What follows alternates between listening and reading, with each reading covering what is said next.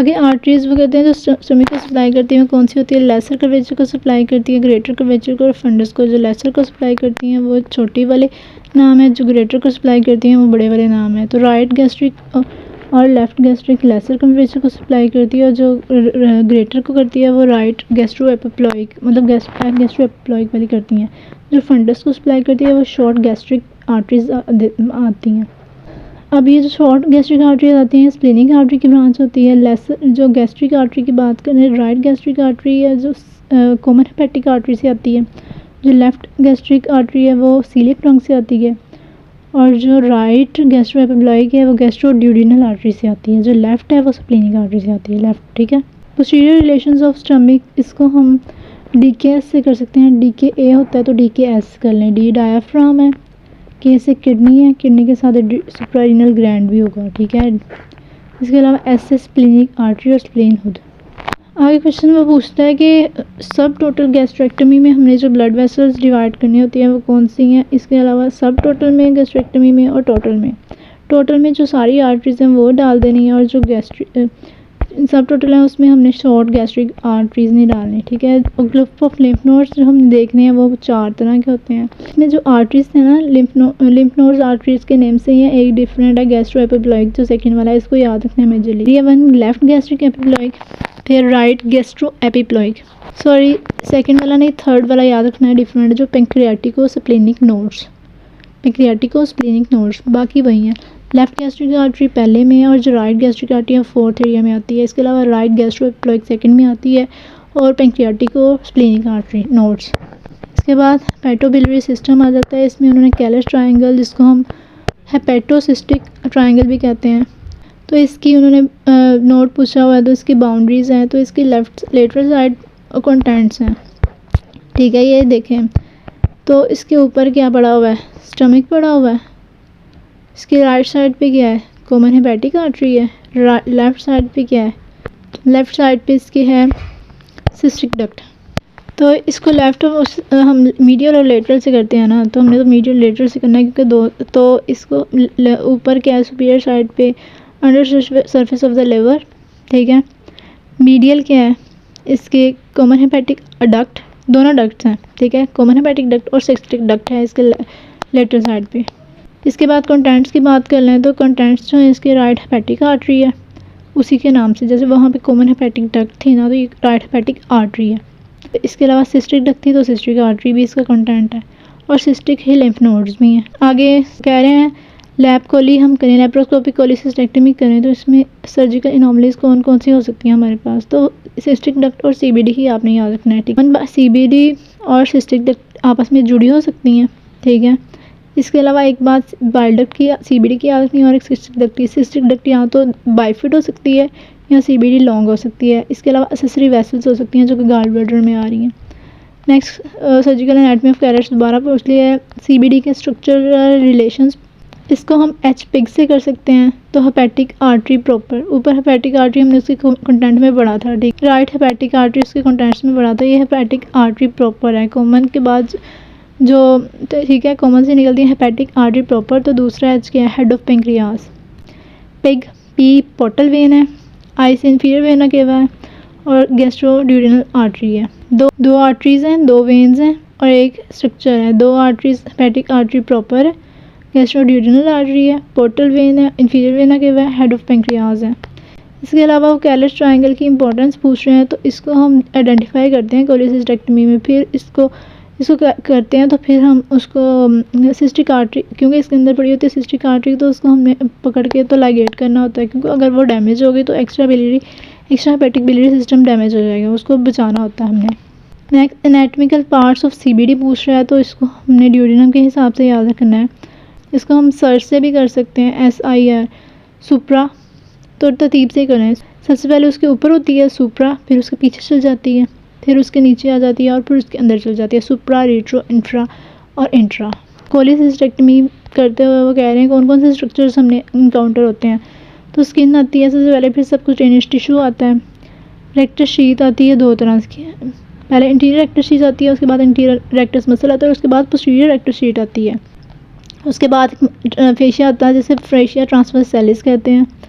उसके बाद हमारे पास पेरिटोनियम से पहले फैट आती है और फिर पेरिटोनियम आती है, ठीक है। Skin, subcutaneous tissue, interior rectus sheath, rectus muscle, posterior rectus sheath, fascia आता है, फिर फैट आती है और फिर पेरिटोनियम।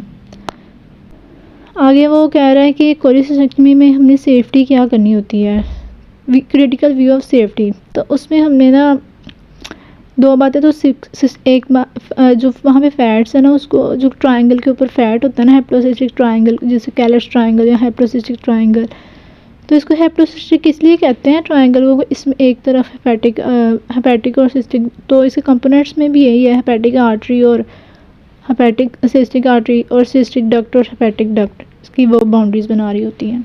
तो इसमें हम इसके ऊपर जो होती है ना, इसके ऊपर जो होती है फैट, सबसे पहले उसको हमने सही तरह से मूव करना होता है, ठीक है। इसके अलावा जो सिस्टिक प्लेट होती है उसको भी हमने सही से क्लियर करना होता है ताकि वो सही से नज़र आ जाए। फिर हमने वहाँ पे हमने दो स्ट्रक्चर्स, जब हम गॉल ब्लैडर के अंदर जा रहे हैं तो हमें दो स्ट्रक्चर्स नज़र आने चाहिए। वो कौन कौन से हैं? सिस्टिक आर्टरी और सिस्टिक डक्ट। नेक्स्ट है स्प्लीन। इंसिजन्स को हम टॉम से कर सकते हैं, टॉम्स, ठीक है। टी से क्या ट्रांसफर इंसिजन, ओ से क्या ऑब्लिक इंसिजन, एम से क्या मिड लाइन इंसिजन और एस से क्या सब कोस्टल इंसिजन। ट्रांसफर्स को अपर एब्डोमिनल ट्रांसफर्स, और जो सब कोस्टल है वो लेफ्ट सब कोस्टल है क्योंकि स्प्लीन लेफ्ट साइड पे होती है। लॉन्ग ऑब्लिक इंसिजन जॉइंट स्प्लीना गैली में देते हैं। नेक्स्ट आ जाता है स्प्लीनिक पेडिकल्स। तो मैंने आपको बताया था कि पेडिकल्स क्या चीज़ होती है, जिसमें ब्लड वेसल्स होती हैं, नर्व्स होती हैं और वेन्स होती हैं, ठीक है। मतलब नर्व्स ना भी हो, कहने ब्लड वेसल्स होती हैं और उसके साथ स्ट्रक्चर्स होते हैं, एसोसिएटेड स्ट्रक्चर्स, वेन्स वगैरह।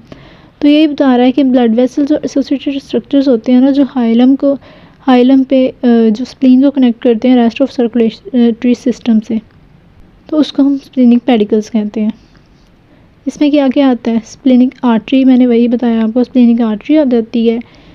अटैचमेंट वाले स्प्लीनिक आर्टरी, स्प्लीनिक वेन आ जाती है, और अटैचमेंट वाले लिगामेंट्स होते हैं, दो लिगामेंट्स आ जाते हैं। स्प्लीनिक आर्टरी कहाँ से आती है?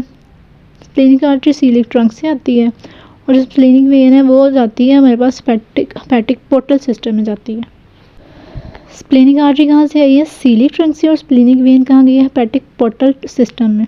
इसके अलावा दो लिगामेंट्स मैंने बताया, एक स्प्लीन के पास, एक तो स्टमक से आता है और एक रीनल से आता है, किडनी से। तो गैस्ट्रोस्प्लीनिक और लीनो रीनल या स्प्लीनो रीनल स्ट्रक्चर्स जो हमने स्प्लीनिक पेडिकल को मतलब हमने स्प्लीनेक्टोमी में जो करने होते हैं वो वही है। स्किन है सबसे पहले, सबक्यूटेनियस टिश्यू है, फिर रेक्टस शीट आ जाती है और फिर रेक्टस मसल आ जाता है। उसके बाद पाराइटल पेरिटोनियम, यहाँ तक तो सेम ही था, ठीक है ना, पेरिटोनियम। इसके बाद ना ये हमारे पास उस पेरिटोनियम के बाद हमारे पास स्टमक आ जाता है, तो उसका ग्रेटर मेंटम आ जाता है।